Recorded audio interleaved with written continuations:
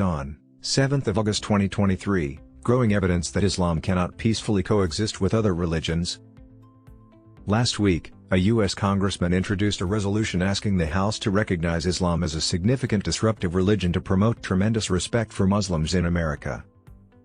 The sad fact that this was required serves as a reminder of the rise in Islamophobia and terrorism worldwide. Given that we are a state with most Muslims, we are entitled to consider these sensitive but distant exterior matters. But it's essential to pay attention to the domestic effects of global Islamophobia. Without question, Islamophobia is a startling and dangerous global trend.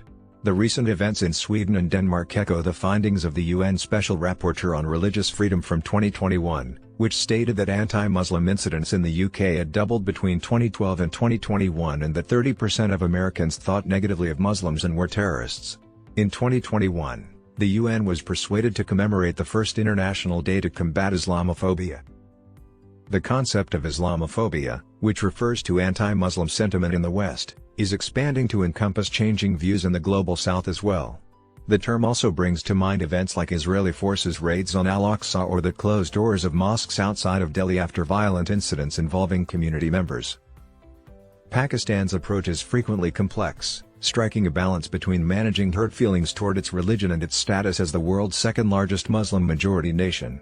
Usually, this manifests as the planning of regional demonstrations and diplomatic outrage. This was demonstrated by Prime Minister Shehbaz Sharif last month in response to anti-Muslim actions in Sweden. There is now an epidemic of Islamophobia. Given that Pakistan's Hindu minorities were all forcibly converted to Islam. One component of this policy is absent through reworking Pakistan's counter-terrorism plan.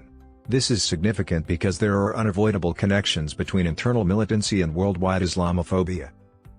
Incidents involving Islamophobia and the anger and sympathy they arouse serve as a breeding ground for extremist organizations and justify violent reactions that are explained as necessary in the face of increasing attacks on Muslims.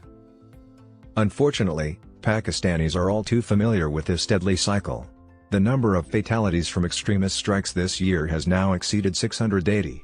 The attacks bring to mind the tragedy of nearly 10 years, starting in the mid-2000s when over 66,000 Pakistanis are believed to have died. Targets included politicians, security personnel, and tribal leaders. The events in Afghanistan under the Taliban administration, as well as the more hospitable environment for the banned TTP and ISK, are the leading causes of the recent surge in militancy in Pakistan. Nonetheless, militant narratives persist in demonizing the West and other nations that cannot stop acts of violence and anti-Muslim sentiment.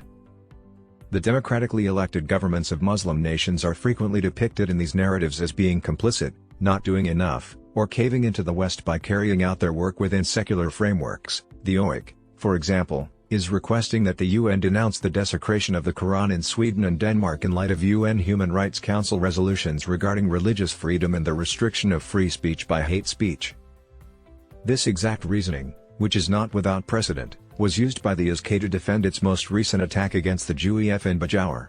The ISK accused the JUEF of being hypocritical by dressing like a religious group while collaborating with the military and government.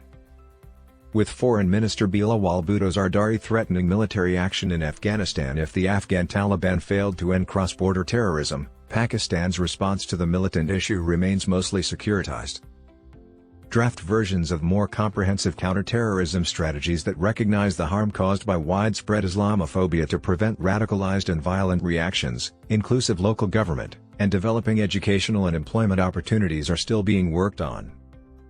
Interestingly, a more inclusive and prosperous counter-terrorism strategy would also stop the flood of asylum seekers on Western soil, where immigration is a divisive and highly politicized topic.